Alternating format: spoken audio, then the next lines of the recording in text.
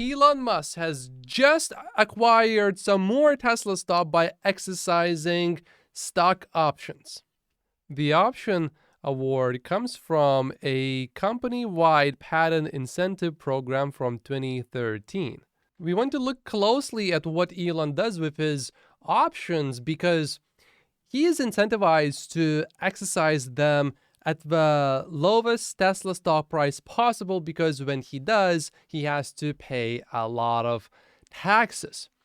And if he acquires these shares at a lower price, then he pays lower taxes if Tesla stock later goes up, because then if you sell later after exercising these options, you pay capital gains tax, which in the US is lower. If you believe that Elon Musk is good at timing Tesla stock, each arrow, by the way, is when Elon sold Tesla stock, then you definitely want to pay very close attention to Elon exercising his stock options. Things to pay attention to are, number one, when were these options set to expire? And number two, how much is Elon exercising?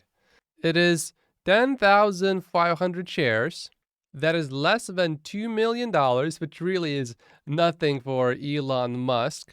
50% of the options were set to expire in April, and the remaining 50% were set to expire in June.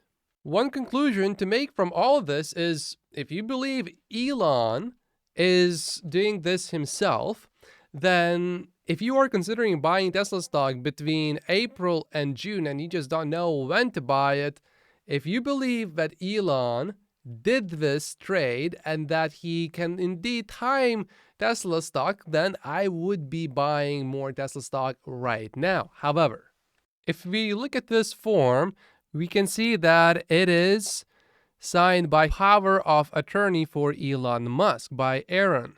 So we don't know for sure, was it Elon himself telling the attorney to do this right now, or did the attorney perhaps just know that, oh, this is coming up, so it's a small amount, just $2 million. I'm not even going to ask Elon. It's such a small amount. I'm just going to do it for him right now. If we look at a form here, when Elon Musk sold quite a bit of stock just recently, we will also see that this was signed by the same attorney.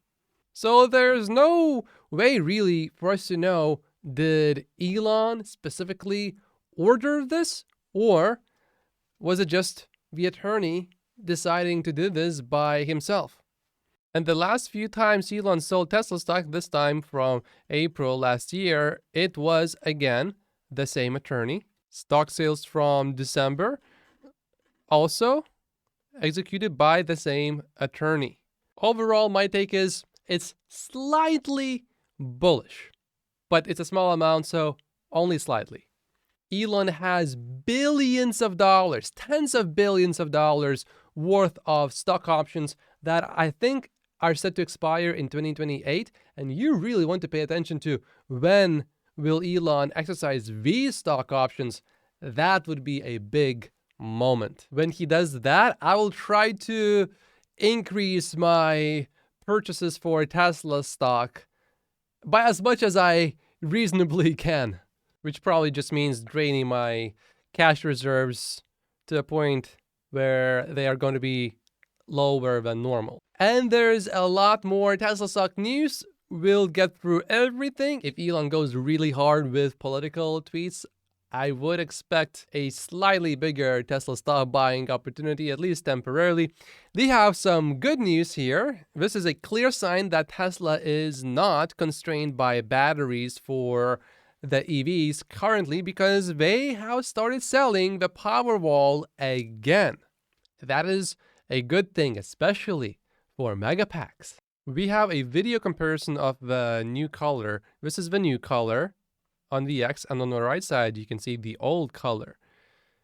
Sadly, it is raining, so it's a bit hard to compare, but I think, yeah, this color does look more luxurious to me for sure. And it is quite a bit darker also. But I want to see this color under proper regular lighting, then it is not raining. We have a new Morgan Stanley note. Our China team reports that Tesla's price cuts started a broader round of industry price reductions across EVs and now internal combustion engine and traditional vehicles as well, says Morgan Stanley. Unlike earlier cuts that triggered a strong demand response, this round has not seen follow through as consumers wait for further cuts. That does not mean demand has disappeared. That just means people want to buy a car, but they are trying to wait it out. And I think they are not really wrong, because other companies will probably cut prices as well if we are able to. So there is going to be pent-up demand, it would appear, from this conclusion that Morgan Stanley is making here. And yes, BYD has also been cutting prices silently. Their tiny margins just got tinier, if they still have them. This is Tesla right now. Basically, Tesla is pushing the whole industry to cut prices. More good news for Tesla. GM's Cruise to focus on cost cuts as it ramps up robotaxis. Usually the words ramping and cost cutting don't really go with each other very well. General Motors burned through nearly $2 billion last year at Cruise. And there is a clear theme now. We saw one of these companies shut down, and Waymo just cut 200 employees after a second round of layoffs. So it is not looking good for GM there, I would say. We now have pretty good estimates of how big the Cybertruck is actually going to be. I saw that based on these numbers, it is about 5% smaller maybe than the original prototype. So we will not have that middle seat in the front, so 5 seats total, not 6 seats. If we compare the Cybertruck with the F-150, with this one, it does have a bigger bed, although the overall length of these two vehicles is basically mostly the same, with the Cybertruck being just a little bit shorter. And the bed is bigger because it appears that the front, of course, is quite a bit shorter. F-150 has this long nose, which the Cybertruck, of course, does not have because there's no massive engine in it. So that makes sense. Nissan is having a very hard time producing EVs. There's a huge setback. We talked earlier about Ford pausing production. They will only be recalling 18 vehicles, so not a big deal. But they did lose some important production time. Tesla is facing criminal allegations regarding Gigafactory Berlin as environmentalists accuse the automaker of suspected water pollution and a possible environmental crime. Tesla committing environmental crimes?